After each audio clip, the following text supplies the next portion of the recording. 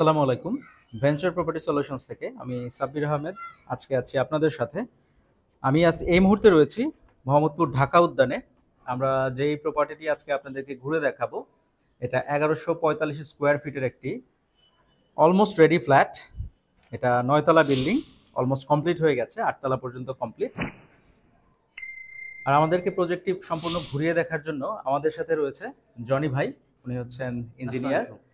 ভাই কেমন আছেন? কেমন আছেন? আলহামদুলিল্লাহ। আপনি কেমন আছেন? তো ভাইয়া আমাদেরকে যদি আপনাদের প্রজেক্টটা একটু ঘুরিয়ে দেখাতেন।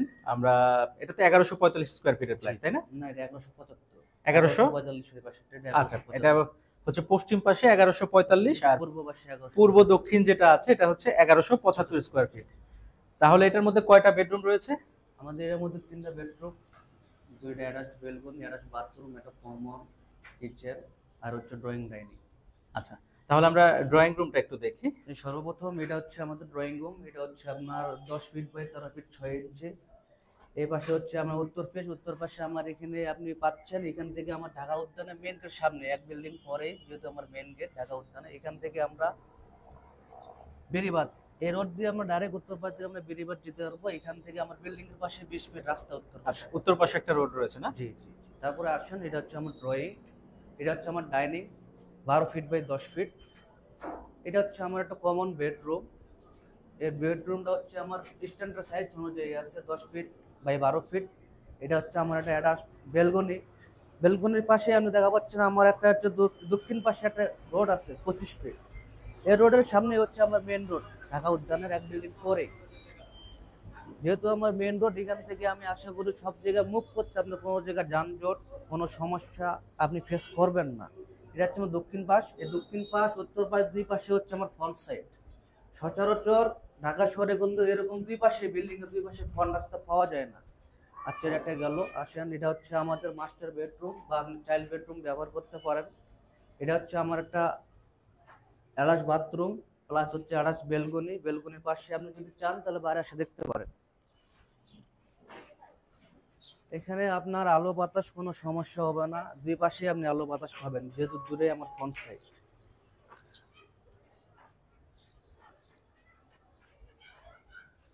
বিল্ডিং এর হ্যান্ড ওভার ডেটটা রাখা হয়েছে? বিল্ডিং এর হ্যান্ডওভার ডেট আমরা আশা করতেছি আগামী রমজানের আগে হ্যান্ডওভার দিয়ে দেব। আচ্ছা, তাহলে জানুয়ারি ফেব্রুয়ারি চলে আসতেছে, তাই না? জি জি জি। এটা হচ্ছে আমাদের কিচেন রুম, স্ট্যান্ডার্ড সাইজ অনুযায়ী কিচেন। কিচেন পাশ এটা ফ্রন্ট সাইড পূর্ব পাশ। এটা হচ্ছে আমাদের কমন টয়লেট।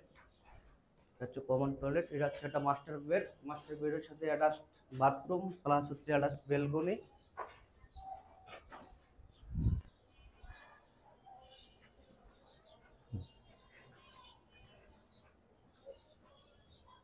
তো ভাইয়া, আপনাদের যে প্রজেক্টটা করা হচ্ছে, এই জি প্রজেক্টটাতে তো আমরা দেখলাম মোটামুটি যেটা এখনো কাজ চলমান আছে, জি জি জি।